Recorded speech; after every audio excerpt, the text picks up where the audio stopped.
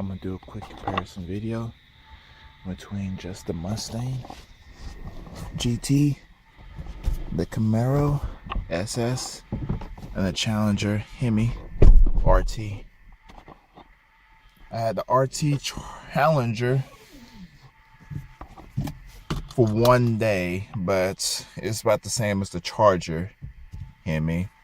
I've also had the Camaro SS for the weekend. I'm gonna give my point of view between all three of them, but now it is the Mustang's turn.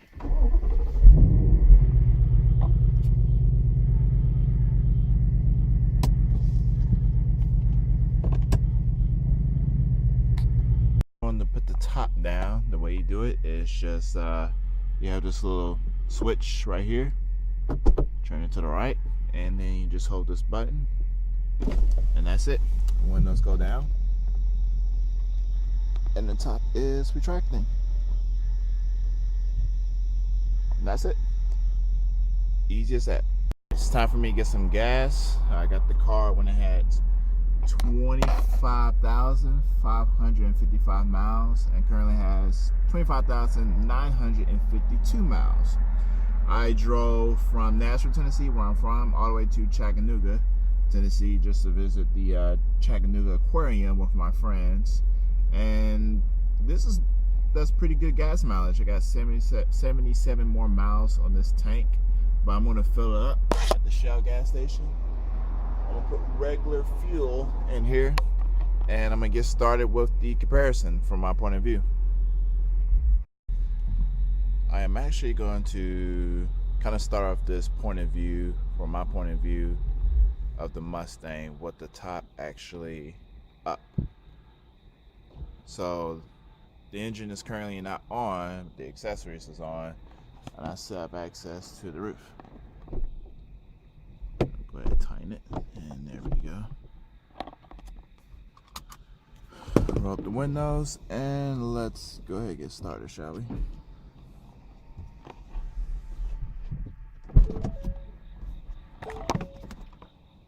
Alright, so let's go ahead and start this video. I'm gonna do a quick comparison between the Mustang GT, the Challenger RT Hemi, and the Chevrolet Camaro SS. I had the pleasure of taking the Camaro SS with me home for the weekend, and I did have the Challenger RT only for one day, but I've took home the Charger RT as well, and both are pretty similar.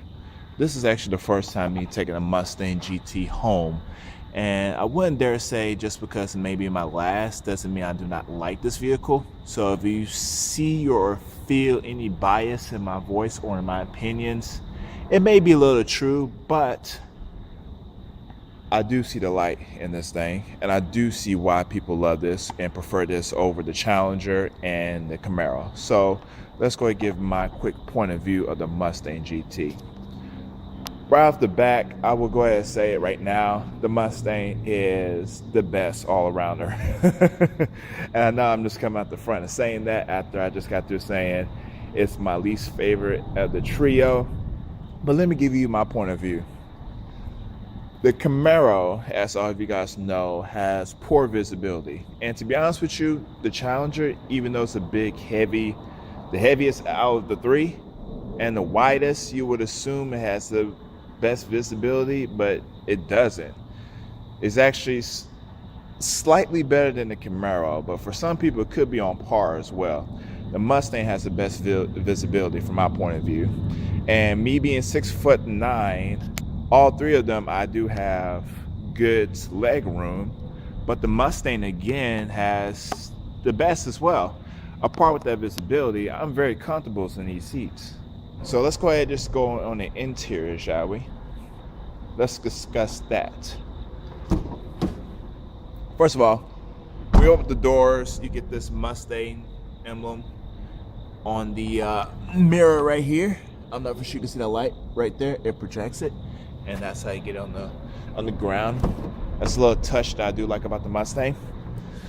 All right, getting in. I may have to stop this video and I keep the flashlight on. It's okay.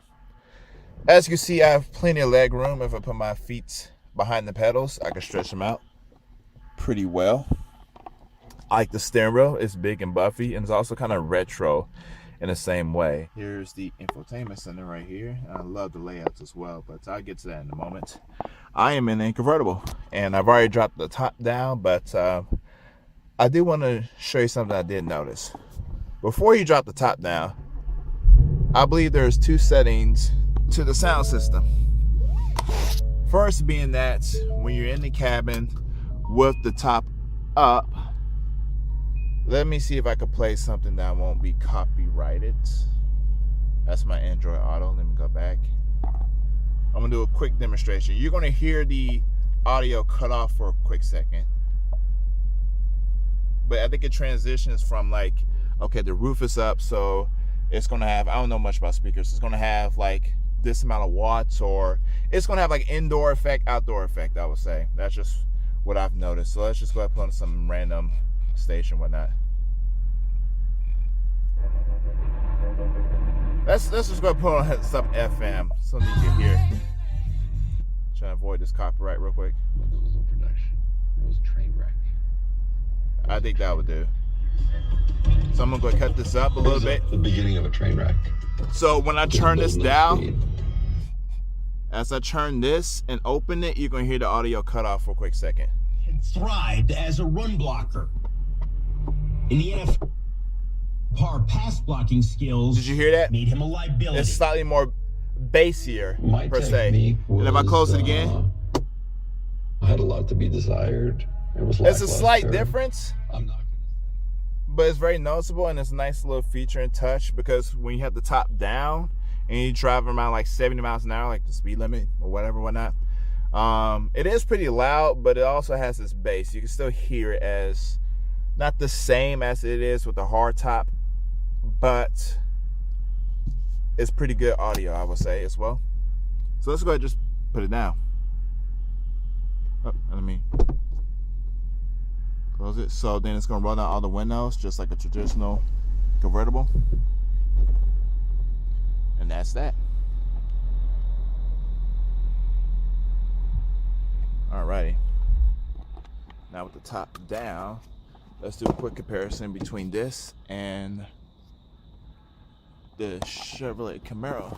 Because the Challenger, you cannot get it in a soft top.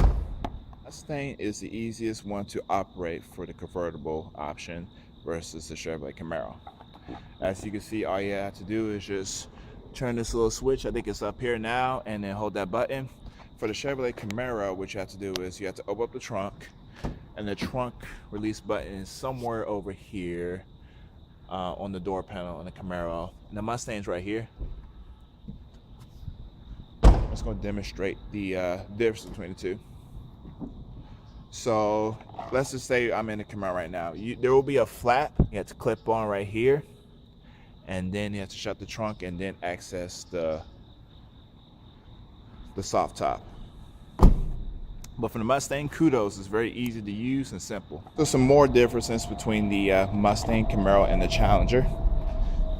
The Challenger and the Charger, V6 or Hemi, whatever, whatnot, you have a foot brake or hand brake, whichever one you prefer to say. The Camaro, you have electronic parking brake, which would be around here, around the gear lever. And the Mustang, you have an old-fashioned hand brake, which nothing beats that. The Challenger Hemi has a 5.7, which has 375 brake horsepower. The Chevrolet Camaro SS has the 6.2 liter V8 with 455 horsepower, and this Mustang GT has a 5.0 Coyote with 460 horsepower. So once again, the Mustang has the most horsepower of the trio. Between the three, from my point of view, performance wise, this gets up and go. I just put plus mid-grade fuel in here, so I've yet to really experience the power difference between regular and mid-grade. But after experiencing all three on regular fuel, the Camaro, and this is when the bias may come in just a tad bit, the Camaro has slightly more brute force. This has power, and Don't get me wrong, this is no slouch whatsoever. So the Camaro and the Mustang has, and correct me if I'm wrong, which I know you guys will, the same 10-speed automatic gearbox. I believe Ford and Chevrolet co-developed this transmission together. Between the two, I would say that transmission is better suited for the Camaro. At least everyday driving. If you want to throw it to sport mode, I found that the transmission on here, and I believe you could probably change it, but it shifts very aggressively in the Mustang versus the Camaro. When you're going full throttle between the two, more ferocious shifts. And some people may like it, some may not. For me, I don't. All right, time to go. Now, driving with the top up on highway speeds going about 70 miles an hour. This is actually my first time experiencing taking home a convertible for the weekend. And yeah, you do hear a little wind noise here and there, a little rattling, but it's not as bad as you expect. The engine's very quiet. Let me go ahead and put in cruise control real quick. Let me go ahead and turn it on and go ahead and set it to 65. Now I got my legs all the way behind the pedals. I am fully relaxed. Got the heated seats on. You got the option ventilated seats as well. And things are pretty swell. It's a pretty quiet car. I am at currently Carl Black Chevrolet on Murfreesboro Road, Nashville, Tennessee. Just dropped off the Mustang, and no, I'm not going to trade it in to get a Camaro, from one, it's not mine.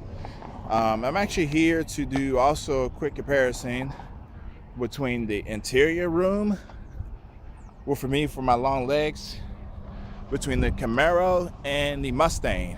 Since I can have two vehicles on rents together, I have my friend with me as well. But let's just do a quick comparison. Hopefully I have a quick video on the Impalas, rest in peace 2020, and the Malibus in the future, but let's just stay on track, shall we? So this is the Force on the Camaro. Nice front face. And here is the Camaro RS with the 3.6. And both are the same, honestly, the different wheel package. And both have the cloth seats. So hopefully the power's on. They are good. This is brand new. And this is the same Camaro body style that we have in our fleet. So the comparisons will be very fair. So I'm as far as back I could go. I'm going to lower the seat down as I am right now. So when I'm in this Camaro, I still have leg room. If I put my feet behind the pedals, it's about the same. I have slightly more room in the Mustang due to this little plastic being here, but at 6'9", I am comfortable. It is slightly cramped in here. The roof's like squished down, and the visibility is not all the same. That being said, I am in a convertible Mustang. Camaro Mustang. I am in a convertible Mustang versus a hardtop Camaro. And we do have soft top convertibles, Camaros as well, but I do want to just show you a quick point of view. I'm also comfortable in this. A quick verdict. That's pretty much it. The steering wheel is a good position, and yeah, 6'9", I feel well. I'm in a, I believe a 2020 or 2019 Camaro ZL1, the 6-speed manual, and me being 6'9", driving the manual, the power seats, I'm pretty sure I could lower it down some more, but the accessories are not on. So just to show you, the steering wheel is all the way up to my position, drive position. If I were to engage the clutch and disengage, my knee would keep hitting the steering wheel. So Camaro manual transmissions, well, at least for right now, it's a no-go for me, sadly. So I gotta stick to my automatics. It's 9:16. I am on my phone, Android Auto, and today is the day I drop it off. Well, continuing the same day from 5 o'clock in the morning or 4 o'clock in the morning. I do want to go over some more things about the Mustang. I have really grown to actually really like the Mustang now. I can understand why people would choose the Mustang over the Challenger, Mustang over the Camaro. I see that light. And again, I try not to be a little biased here, but I'll tell you the reasons why I like it from my point of view. First off, I love this gauge cluster, man. So I'm in normal mode, and each mode is different. I've yet to experience the Chevrolet Camaro with its LCD screen, but this is great. So what you do is change the modes down over here. I see my finger, there you go. So I'm in normal mode, and I can put it into my mode, whichever mode, however you set that up to be. Then you got to hold it again, Sport Plus. So right now I'm in Sport Plus, where I change it to the next mode, which is track. Now the speedometer goes out the way. You got a full rev limiter count. You still got your miles per hour down at the bottom right. And if you go drag strip, it's pretty much the same. Snow and wet, that is the same as normal modes. It just keeps the traction control in line. And I don't have anywhere to actually test that, and that's actually boring. But yeah, those are the options right now that you have. I like the LCD display. I am aware that the Chevrolet Camaro has one, but the Challenger does not. So you can change the sport mode and all that stuff as a sport mode, and like a sport pack or whatever option, stuff like that. I don't want to be a suspect over here, so I'm just going to leave. Just going to drop it in normal. But those are the driving settings. I love how responsive the throttle input is. I'm just going to tap it. I'm not going to put my foot down and hit it, but I'm just going to do like a little feather in the throttle, I would say. Now, I'm not changing the gears itself. It's downshifting itself. You hear how sensitive that throttle input is? So the last comparison I want to do between the Trio is the automatic gearbox. Now, like I said, both the Ford and the Chevy have a 10-speed automatic gearbox. The Challenger being the 8-speed. The only difference between the Mustang and its other two competitors is there is no option of you changing gears down at the gear lever. Now the the Camaro and the Challenger, I believe you slap them both to the left. Hey guys, thank you so much for watching my very first car review from my point of view. And from my point of view, this Mustang, I really like it. I know it's very subjective to say, the basic stuff. I'm trying not to sell a car, but I'm just giving it to you from my point of view, how comfortable it is, how it makes you feel when you're driving it, stuff like that. So be prepared to look for more videos like that. So tell me what you think in the comments, what you expect from this channel, etc. And I'll see you later. Thank you.